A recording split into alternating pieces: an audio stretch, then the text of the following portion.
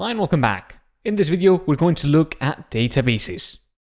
Let's first talk about databases as a general concept, and then over the next few videos, we'll move on to talk more concisely about what SQLite is and what it does, and then we will re-implement our milestone project using databases.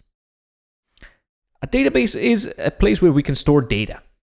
Now, we all know this already, but let me give you a bit more information about how databases work. Normally, databases are organized into tables, and each table holds information about one thing in your system, such as cars, or customers, or shops, etc.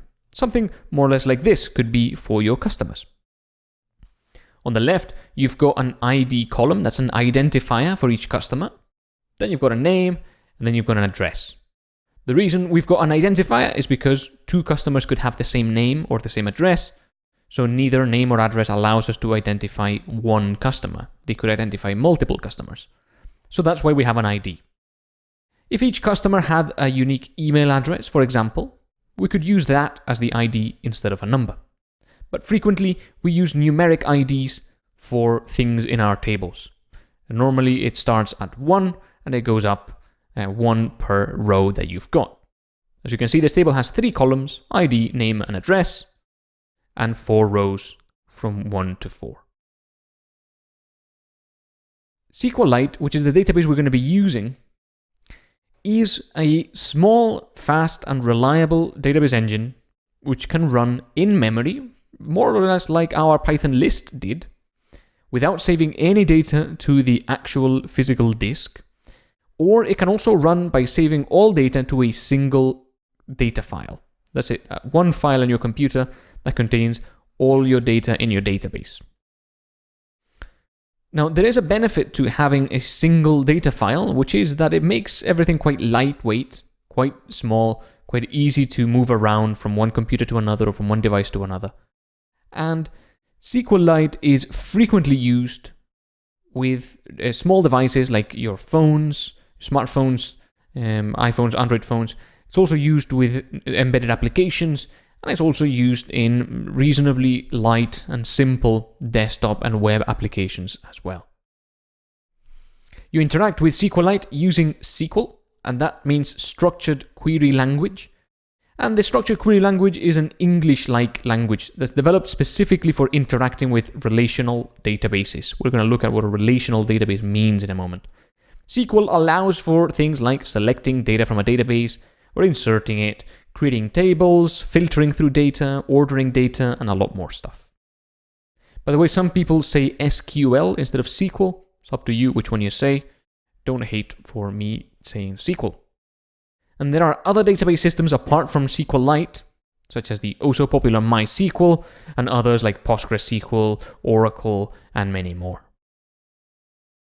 Okay, so let's look at an example of a relational database.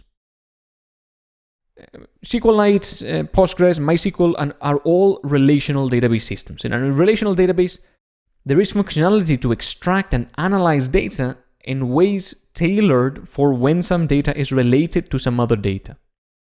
Here's an example. Here we've got 2 tables, users and purchases. Now, it may not be directly obvious that these 2 pieces of data are related, but if you see, the users has an ID column, the purchases has a customer ID column, so the data here is related because by looking at this data together, you can see that 2 of these purchases were made by the user number 1, and that has a name and an address. So you can relate these pieces of data by using the customer ID column on the purchases table and the ID column on the users table. So that's pretty handy. Most database engines create complex folder structures and save data in various different ways, but SQLite is quite simple in that it creates a single file that contains all your data. SQLite has a limitation, which is that we can only perform one write operation at a time.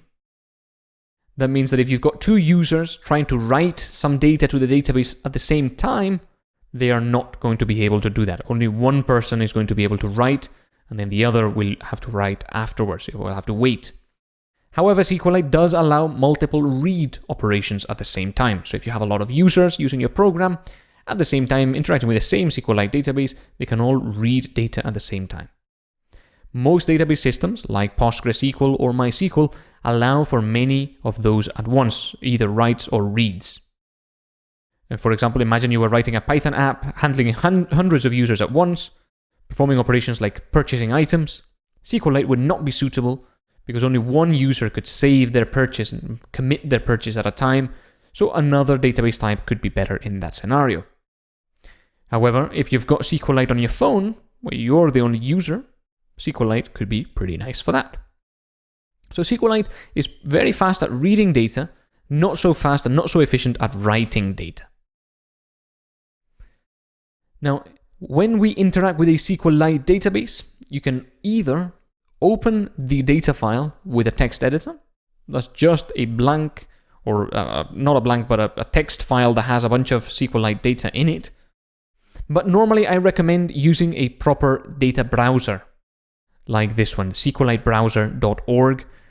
As we progress through this section, I am going to be using SQLitebrowser.org to look at the data in our database. Feel free to download it as well, so that you can interact with your SQLite databases a bit more easily. That is the end of this video. We just wanted to look quickly at what a database is, what tables are, what relational tables and relational databases are, and how SQLite compares to some of its competitors. Just remember, it's not so good for many users, it's pretty good for single user, and give you a bit more information on how to look at the data in your database. SQLitebrowser.org is a pretty good and free software you can use to look at that. So that's it for this video. I'll see you on the next one.